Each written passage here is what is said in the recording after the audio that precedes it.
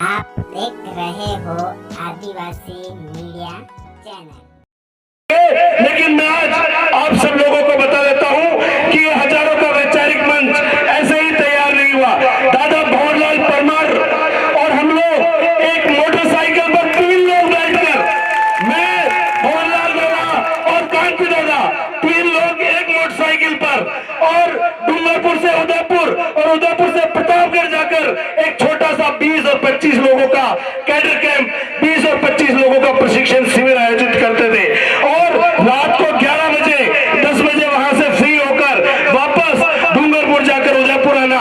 साथियों, उस समय जब हम इन बातों को करते थे तो एक बड़ा लक्ष्य नजर आता था कि एक पहाड़ तोड़ना है, एक पहाड़ तोड़ना है। लेकिन क्योंकि हमारी विचारधारा अटल थी और उस विचारधारा पर लगे रहने पर आज वो पहाड़ आप और हम सब ने मिलकर एक साथ इस तरह तोड़ा है कि उसका डंका पूरे भारत में बज रहा है। साथियों, हमको अब वैचारिक मजबूती के साथ साथ राजनीतिक विचारधारा जो हमारी है उसको भी मजबूत करने का समय आ गया है। वैचारिक विचारधारा की लड़ाई के साथ साथ राजनीतिक विचारधारा को भी मजबूत करने का समय आ गया है, क्योंकि हम स्थानीय स्तर पर तो हमारी लड़ाई लड़ते ही रहते हैं, लेकिन जहां प्रावधान तय होते हैं, जहां से विधान बनते हैं और जहां से हमारे हक और अधिकारों की बात तय होती है, वहां पर मजबूती से हमारी बात उठाने वाले लोग नहीं होने का नतीजा है कि आज हमारे समुदाय को हर तरह से संघर्ष करना पड़ता है। इसलिए मैं आप सभी से, कई बार हम लोगों साथियों ने इस बारे में खुलकर बात की, आज एक दो चीजें जिन पर हम खुलकर बात करनी चाहिए। आपको सोचना होगा कि इन 70 सालों में ऐसी क्या परिस्थिति रही कि हमारे समाज के दिन ब दिन हमारे समाज के हालात बिगड़ते जा रहे हैं, क्योंकि हमारे समाज का सिर्फ उपयोग किया गया, सिर्फ वोट का उपयोग किया गया। ये आप और हम बहुत अच्छे से जानते हैं कि हमारा वोट किसके चक्कर में गया। एक डबूड़ी, उस एक डबूड़ी के चक्कर में अभी सुबह जब मैं आया तो हमारी बहन सरपंच निर्मला, उन्होंने शराब को लेकर विषय उठाया। तो यहाँ जो मातृशक्ति है, जो मेरी माता बहनें यहाँ बैठी है, आपको मजबूत होना होगा। इस बार आपको मजबूत होना होगा, क्योंकि हमारे ये जो पुरुष शक्ति है, ये तो आधे शाम होते होते डबूड़ी के चक्कर में गड़बड़ कर देते हैं। तो ये डबूड़ी घर में लेके कौन आता है? ये लेके आते हैं। इस बार किसी की डबूड़ी लेके घर में आए, उस दिन से इनका दाना पानी बंद, अपने आप लाइन पर आ जाएंगे, है कि नहीं? तो आपको थोड़ा सा मजबूत होना पड़ेगा। अगर शराब के खिलाफ लड़ना है तो आप जब तक मजबूत नहीं होंगे तब तक परिवार में वैचारिक परिवर्तन नहीं आएगा। हम जब बात करते हैं कि हमारे समाज का सबसे बड़ा नुकसान किसने किया, तो हमारे समाज का सबसे बड़ा नुकसान जो किया वो इस शराब ने किया। इस शराब के खिलाफ आप और हमको इस कदर लड़ना पड़ेगा, और वो भी खास तौर पर इसलिए क्योंकि शायद दवाई के तौर पर हमारे पुरखे काम में लिया करते थे, लेकिन जब ये अंग्रेजी शराब आई, ये जो अंग्रेजी शराब आई, और इस अंग्रेजी शराब की वजह से हमारी नस्लें जो बर्बाद हो रही है, उसका रीजन पूरी तरह से अंग्रेजी शराब है। ये अंग्रेजी शराब के चक्कर में हमारी जमीनें चली गई। इस अंग्रेजी शराब के चक्कर में हमारे पुरखों की सल्तनत थी, जो हमारे पुरखों के, ये कहे कि हमारे पुरखे राज करते थे, वो राज चले गए। हमारे लोगों को लगता है कि हमारे पुरखों का ये बातें बहुत इतिहास की बातें होंगी, लेकिन आप सबको ये तो पता है कि ज्यादा पुरानी बात नहीं है कि राणा पूजा भील जिनसे महाराणा प्रताप ने जाकर शरण ली, तो हमारे पुरखों का राज था, तभी तो जाकर उन्होंने शरण ली। लेकिन आप और हमको मिलकर इस शराब के खिलाफ लड़ना होगा। क्यों लड़ना होगा? शराब के खिलाफ इसलिए लड़ना होगा क्योंकि हमें हमारे पुरखों का राज वापस लाना है। हमारे जो बाप दादा राजा थे, उनका एक बार जो भाई पीछे बैठे उनको समझ में नहीं आया कि कौन सा राज लाना है। अभी तो वो सुबह गलफत में वो आजकल लाल मिर्च और धनिया के चक्कर में भी गड़बड़ हो रही है, आजकल वो भी बड़ी गड़बड़ हो रही है। पर आप सोचो कि हमारे समाज की बदलती हुई ताकत का नतीजा है कि सरकार ने होकर किराना स्टोर हो गई, गहलोत चाल दावल स्टोर, नमक स्टोर, हल्दी स्टोर, ये सरकार की हालत हो गई है। आप लोगों को उस वैचारिक परिवर्तन के लिए तैयार होना होगा, और वो वैचारिक परिवर्तन जो हमारे आदिवासी परिवार की विचारधारा को समर्थन करता है, जो राजनीतिक पार्टी, जो राजनीतिक जाजम हमारे परिवार ने तैयार की है, और उस जाजम के जरिए जो भी प्रतिनिधि समाज के जरिए तय होकर जाता है, जो हमारी बात आगे जाकर जयपुर और दिल्ली में हमारी बात को मजबूती से रख सके, ऐसा हमें राजनीतिक नेतृत्व तैयार करना होगा। साथियों, आपको शायद एक चीज, कुछ दिन पहले हमारे महापुरुषों के आज बोर्ड की मेरे भाई ने बात की, भाई पेमाराम जी, उनकी जमीन को लेकर बात की। हमारे भाई ने कहा कि बोर्ड को लेकर एक तनाव हो रहा है, तो मैं यहाँ इस मंच से खास तौर पर उन लोगों को जिन्होंने पिछली बार बोर्ड तोड़ा, और प्रशासन, खास तौर पे पुलिस प्रशासन जो अगर यहाँ मौजूद हो तो मेरी बात कान खोल के सुन लेना कि पिछली बार बोर्ड तोड़ा और पुलिस ने कोई कार्रवाई नहीं की। किस दबाव में नहीं की, किसके दबाव में नहीं की? हम पूछना चाहते हैं कि रात को 2:30 बजे तक हमारे भाई वहां बैठे रहे और आप वहां तक पहुंचने में आपको रात के 2:30 बज गए, कोई बात नहीं। लेकिन अब इस चीज को लिख लेना कि इस बार अगर बोर्ड तोड़ा तो तोड़ने वालों को हम तोड़ेंगे और तुम रात को 2:30 बजे तक घूमते रहना। हमें मजबूर मत कीजिए, हमें मजबूर मत कीजिए इस तरह के कदम उठाने के लिए,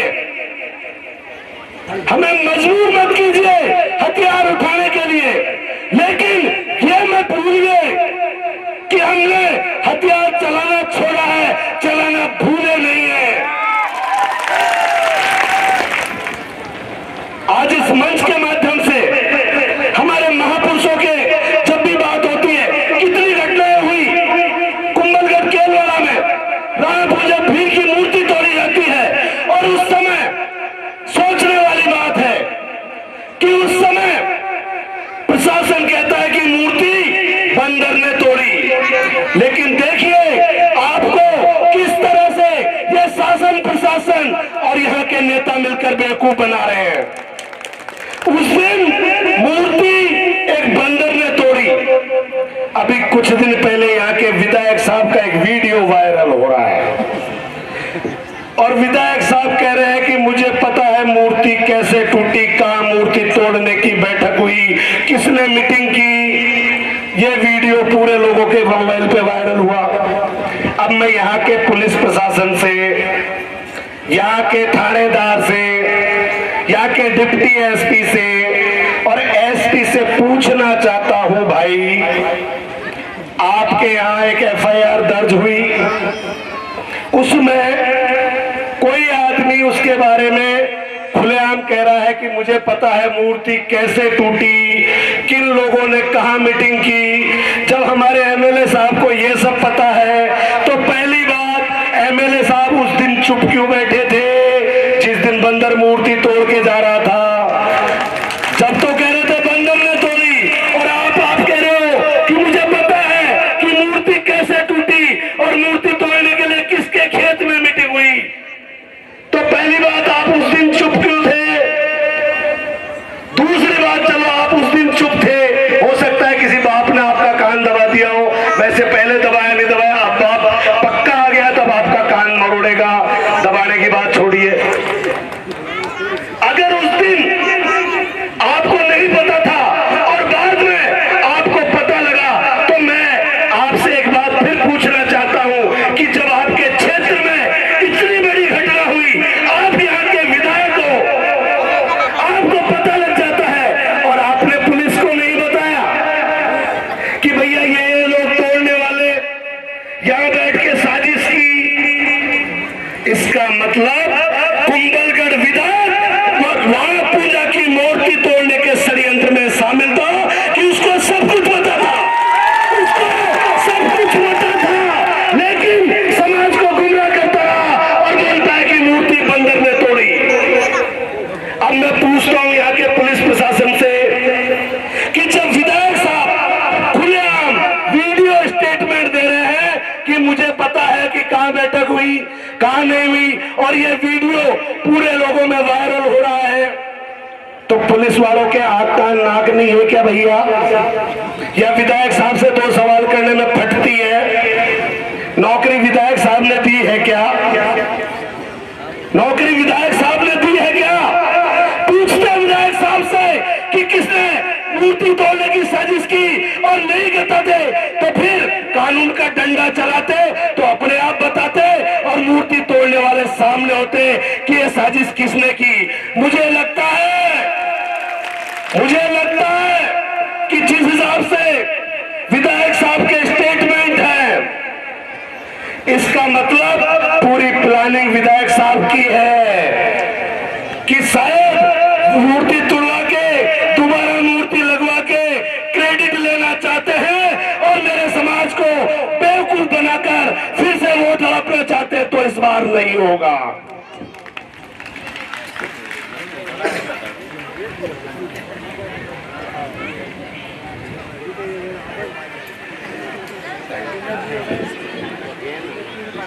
इस बार अलार्म बज चुकी है, थोड़ा सा समय और लूंगा, ज्यादा नहीं,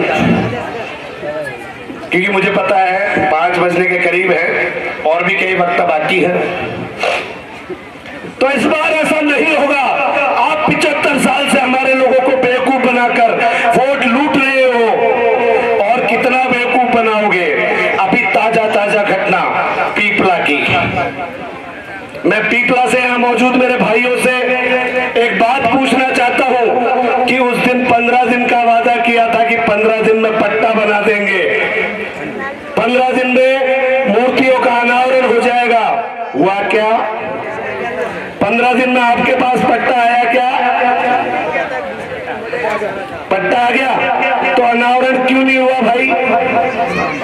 क्योंकि आगे आचार संहिता आ रही है। अब आपको तो एक झुंझुना पकड़ा दिया है, उस झुंझुने के चक्कर में हमारे लोग बेवकूफ बने जाएंगे और फिर वापस से अगली बार कि 5 लाख और आने हैं, आए क्या खाते में? ये तो मोदी जी की तरह 5 लाख 15 लाख वाली बात हो गई। तो मैं एक बात यहाँ इस मंच से पूछना चाहता हूँ कि जब आप इस तरह हमारे समाज को बेवकूफ बनाते हो, हमारे समाज के वोट लूटकर इतने सालों से आपने हमारे समाज को बद से बदतर स्थिति में ला दिया। आज मेरे समाज की 80% जमीनें आपने गैर आदिवासियों के हाथों बिकवा दी, लेकिन जब आज मेरा समाज जागने लगा है तो अब आपके पेट में दर्द होने लगा है। लेकिन यहाँ मेरे मौजूद तमाम भाइयों से, मेरी माता बहनों से, मेरे युवा साथियों से, इस जाजम पर मौजूद हर आदिवासी खून से आज मैं एक प्रण लेना चाहता हूं। अब चुनाव का समय है, चुनाव वाले लोग आएंगे। 70 सालों से हम लोगों को बेवकूफ बनाया, भाई को भाई से लड़ाया, कभी किस बात को लेकर, कभी अंदर बाहर की बात को लेकर। शायद आप लोग भूले नहीं होंगे कि जिस दिन राणा पूजा की मूर्ति टूटी थी, कांति दादा और जब हम आए तो उन्होंने हमें और अंदर और बाहर का कि ये तो बाहर से आए, हम यहाँ के हैं, इसलिए बाहर वाले राणा पूजा की मूर्ति को लेकर बात नहीं कर सकते। अंदर बाहर का करके समाज को तोड़ने का प्रयास किया, वो फिर से आपको तोड़ने का प्रयास करेंगे। लेकिन इस बार हमें एक बात याद रखनी है कि जो हमारे समाज की जाजम प्रणाली है, उस जाजम संरक्षण प्रणाली से जो भी समाज का बच्चा, जिसको समाज तय करेगा, जो भी समाज का बेटा या बेटी, जो भी आदिवासी समाज का खून, जिसको समाज जयपुर भेजने के लिए तय करेगा, आज हम प्रण लेते हैं कि बिना किसी ना नुकुर के हम आप और मिलकर वो हमारे समाज के उस बेटे को जयपुर पहुंचा कर रहेंगे। मुझे आप लोग हाथ उठाकर इस बात का एहसास दिलाइए कि चाहे कोई भी हो, चेहरा आप और हम में से कोई भी होगा समाज का बेटा या बेटी, लेकिन हम आज विश्वास लेते हैं, आज प्रण लेते हैं कि हम हमारे समाज के बेटे को जयपुर पहुंचा कर रहेंगे। 70 साल हमने दूसरों को भेजा है, अब मौका आ गया है कि हमारे बीच में से जो हमारे हक की बात कर सके, जो हमारी बात को मजबूती से रख सके, जो हमारी लड़ाई खुलकर लड़ सके, ऐसे व्यक्ति को हमें विधानसभा में भेजना होगा। चुनाव का समय है और अभी मेरे पास भी समय कम है, क्योंकि इसलिए मैं आप सभी से आज कम शब्दों में एक बात कहना चाहूंगा कि अभी पिछले कुछ समय में इस तरह की कई बातें सामने आई कि अभी चुनाव को लेकर कुछ चर्चा हलचल शुरू हुई है, तो हमारे आपस में कई भाइयों के बीच में मतभेद पैदा करने वाली बातें होने लगी है। भाइयों, एक बात आपको इस जाजम से, इस मंच से आज मैं साफ कर देना चाहता हूं। एक बात पिछले कुछ समय में मेरे सामने भी आई और कुछ बात ऐसी है कि लगा कि मुझे ऐसा, तो आज मैं इस बात को इस मंच से साफ कर देना चाहता हूं कि जब जब समाज की एकता की जरूरत होगी, जब जब समाज की एकता की जरूरत होगी, जब जब समाज को आगे बढ़ाने की बात होगी और जब जब समाज के लिए लड़ने की बात होगी, आपका ये बेटा डॉक्टर राम मीणा एक नहीं 10-10 विधानसभा की सीट को ठोकर मारने के लिए तैयार है, लेकिन मेरे समाज की जाजम एक होनी चाहिए। भाई भाई के बीच में आपस में विरोध नहीं होना चाहिए। मुझे राजनीति की चिंता नहीं है, चुनाव की चिंता नहीं है, डॉक्टर राम मीणा को चुनाव का लालच नहीं है। डॉक्टर राम मीणा आज से 5 साल पहले चुनाव लड़ चुका है समाज के दम पे, इसलिए चुनाव का कोई मोह नहीं है। मेरी एकमात्र इच्छा है कि मेरा समाज एकजुट होकर एक साथ एक जाजम से अपना एक नेता चुनकर जयपुर भेजे, जो आप और मेरी आवाज बनकर वहां पर लड़ाई लड़ सके। इन्हीं शब्दों के साथ मैं अपनी वाणी को विराम देता हूं, क्योंकि अभी भाई महावीर भी आए हैं 300 किलोमीटर चलकर, और कल उनका अवतरण दिवस है। मेरे छोटे भाई महावीर गुजर, एक बार जोरदार तालियों से उनके जन्मदिन की बधाई जरूर देते। इन्हीं शब्दों के साथ मैं अपनी वाणी को विराम देता हूं। जय जोहार, जय भारत, जय संविधान, जय भीम प्रदेश, जय भीम। दादाजी के लिए बहुत जोरदार तालियां बजाएं साथियों।